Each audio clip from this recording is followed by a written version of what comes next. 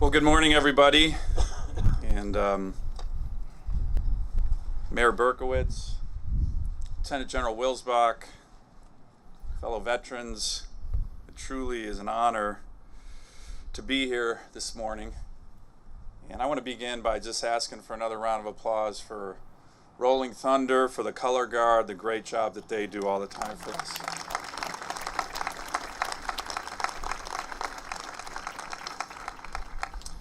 You know, I also wanted to begin with a big heartfelt thank you to all of you, everybody in the state of Alaska.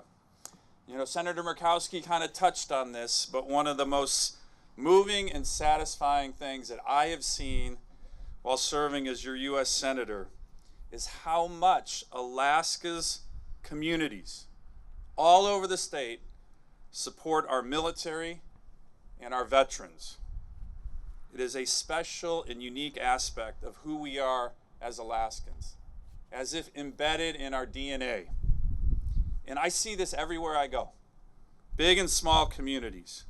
Let me give you a few examples. A few weeks ago, I was in a meeting of community leaders in Big Delta, discussing their support for the soldiers at Fort Greely who have such an important mission in terms of missile defense. We're having this meeting, and all of a sudden, a sonic boom, thanks a lot, Lieutenant General Wilsbach, literally rocks this entire building. This is near J Park, where our brave men and women in the Air Force are doing some great training. Now, I guarantee you many communities in the lower 48 would complain about these kind of disturbances that come with supersonic jet fighters training over their homes. But Delta's mayor looked at me, smiled, and simply said, "The sound of freedom."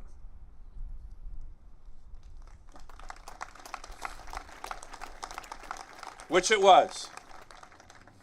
I've seen this support of our military in small native villages across Alaska, like in Hoona, Alaska, where, as documented in the recent film Hunting in Wartime, almost every single male high school senior in the village went to go fight and serve in Vietnam.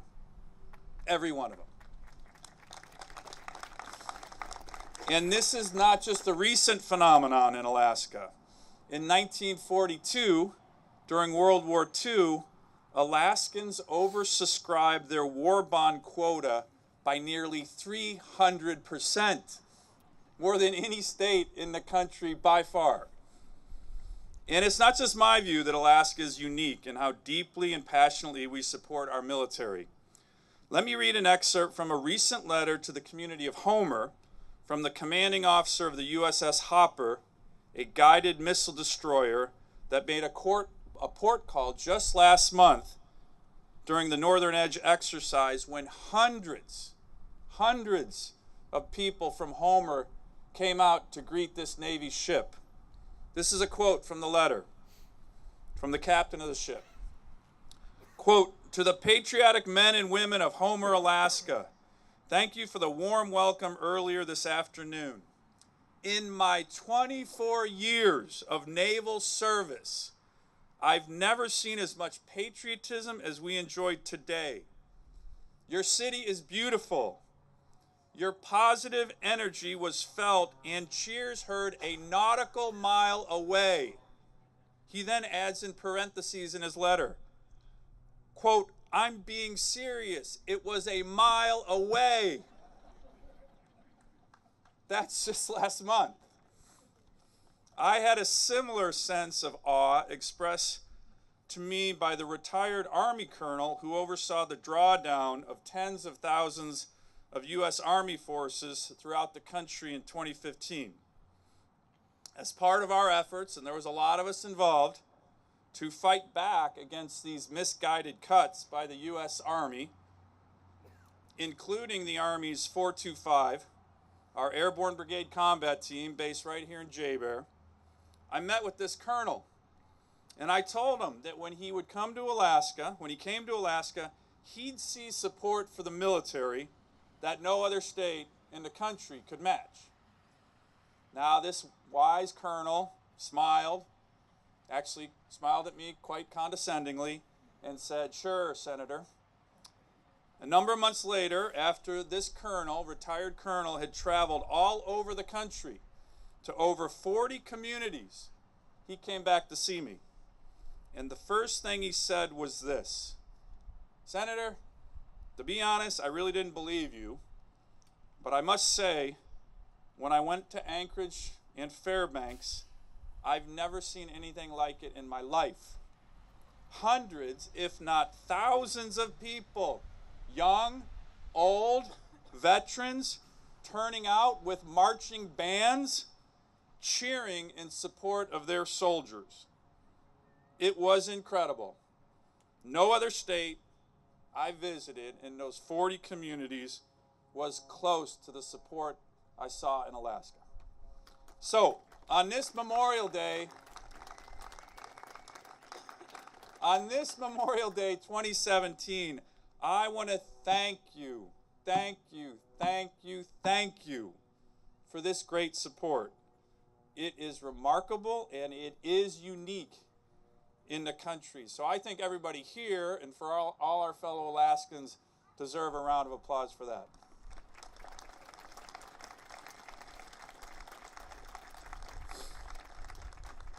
Now this morning I'd like to reflect on the two ideals that define this solemn day: service and sacrifice.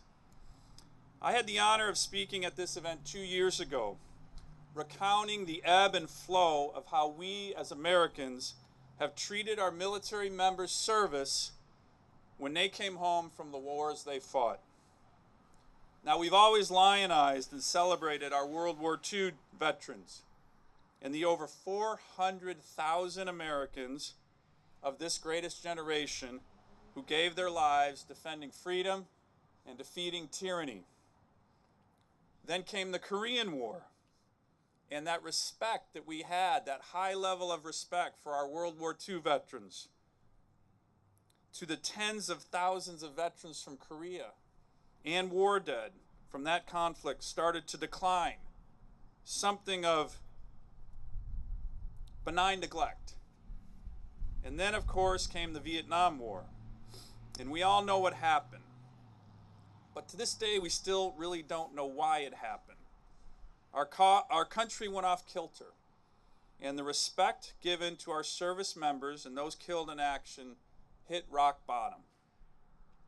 But then something remarkable happened in our country. Instead of being racked and incapacitated by bitterness and anger, our Vietnam veterans set out to make sure that future veterans of America's wars and their fallen comrades would receive better treatment than they did, that Americans would once again honor military service and veterans and war dead like we had after World War II. I've seen this throughout my own career with our Vietnam veterans. And here's the wonderful and remarkable thing about what they did. Our Vietnam veterans succeeded in this noble mission because, as you all know, we see that respect just exhibited by this crowd to our veterans. So if you are a veteran of the Vietnam War or World War II or Korea or Iraq or Afghanistan or any and all other veterans in the audience this morning, I'd respectfully ask you to stand if you are able. Otherwise, raise your hand and please be recognized for a worthy round of applause.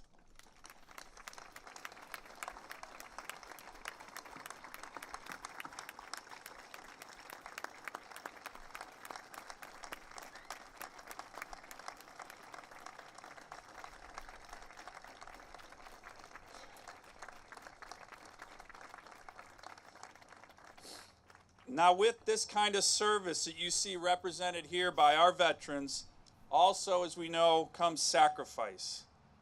And it's not just the ultimate sacrifice which we honor today.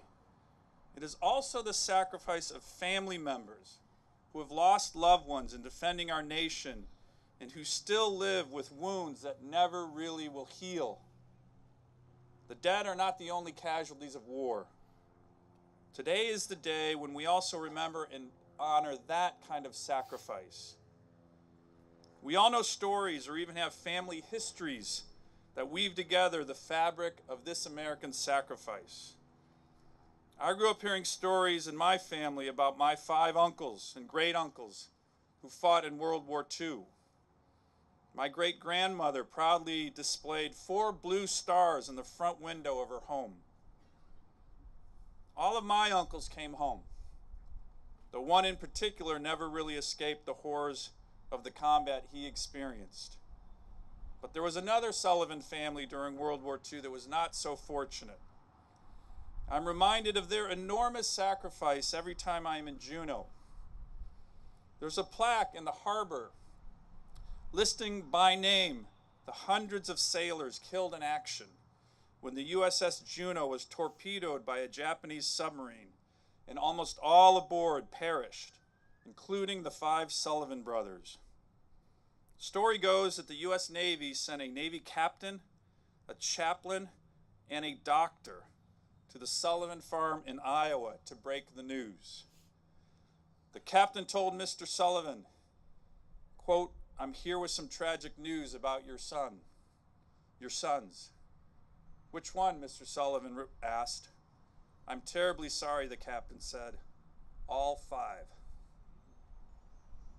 Now think of that. 5 brothers, 1 family, 1 mother, 1 father for our nation. That is true sacrifice. And I'd like to conclude with both the sobering and comforting thought on this solemn day. First, the sobering. The sacrifices we honor today are going to continue. If you look around the world, we have very significant national security challenges facing our nation. The young men and women in our military will no doubt do their duty to protect us, but it will require continued sacrifice from them and their families. But here's a comforting thought that should reassure all of us. The men and women currently leading our military understand, know firsthand, and deeply honor the service and sacrifice that our militaries will continue to make. Both Presidents Obama and Trump deserve much credit for this, given that they appointed these leaders. I've gotten to know many of them well over the years. For example, I first met President Trump's National Security Advisor, Army Lieutenant General H.R. McMaster, over a decade ago as a Marine in Talifar, Alaska, where then Colonel McMaster led an Army cavalry regiment in what was considered a textbook operation to regain a critical part of Iraq from al-Qaeda terrorists. He had numerous soldiers killed and wounded under his command. He understands sacrifice. So do the trio of Marine Corps 4-star generals, Mattis, Kelly, and Dunford, now serving respectively as Secretary of Defense, Secretary of Homeland Security, and the Chairman of the Joint Chiefs. All served 3 in Iraq together, and they experienced the death of a high number of men and women under their command. They understand sacrifice.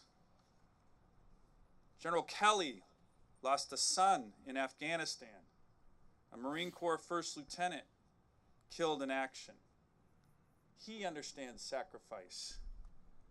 But the most striking and moving example of how our current military leaders honor the sacrifice of our military and their families involves the heroic story of one of our own, a young Alaskan who made the ultimate sacrifice for his country.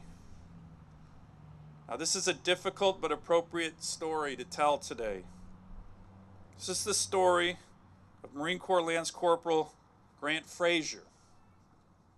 Who is Grant Frazier, you might ask? Let me try to sum up in a few words. Popular at Service High School, where he graduated, he was an actor, loved the works of Homer and Shakespeare. He was a mountain biker, a skier, a pianist, a scuba diver, a rock climber, a tennis player.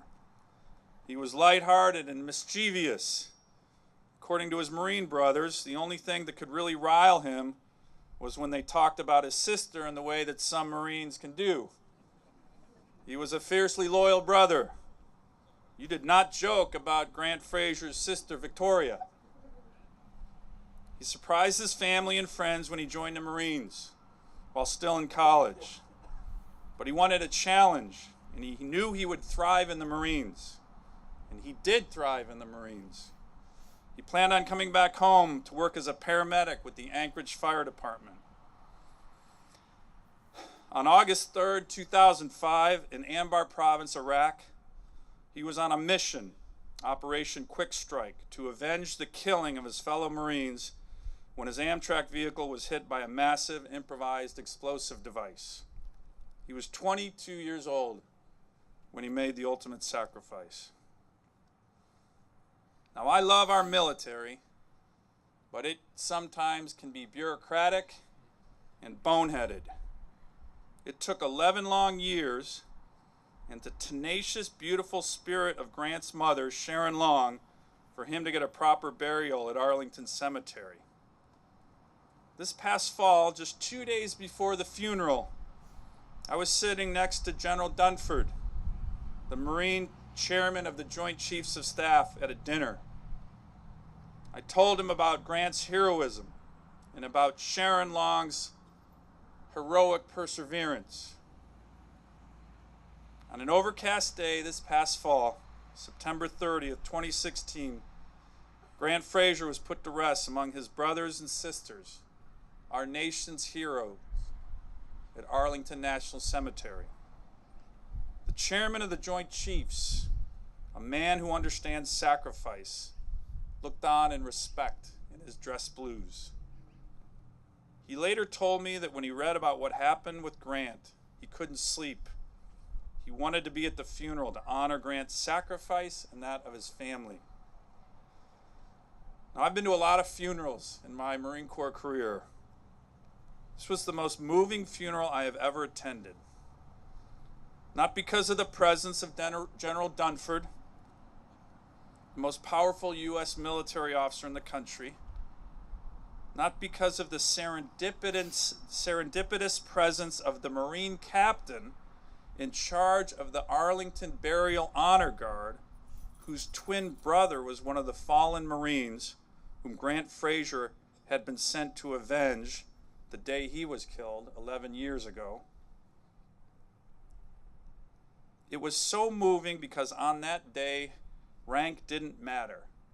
Medals didn't matter. That day, just like today, we were all just Americans, grieving the loss of one of our own. Mischievous, smart Marine Corps Lance Corporal Grant Fraser, an actor, an Alaskan, a brother, a son. And it was so moving, that funeral, because of the dignity, grace, and beautiful determination exhibited by Grant Fraser's family, especially his mother, Sharon Long.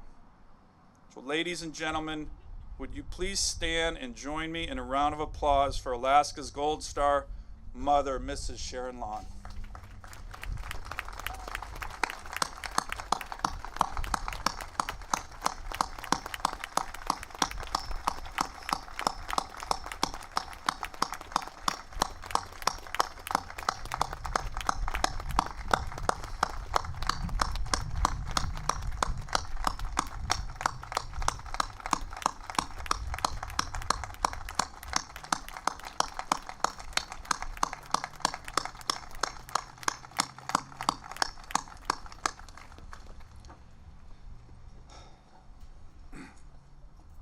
Like Gold Star mothers all across the country and in our great state, Sharon was fiercely determined to advocate for her son.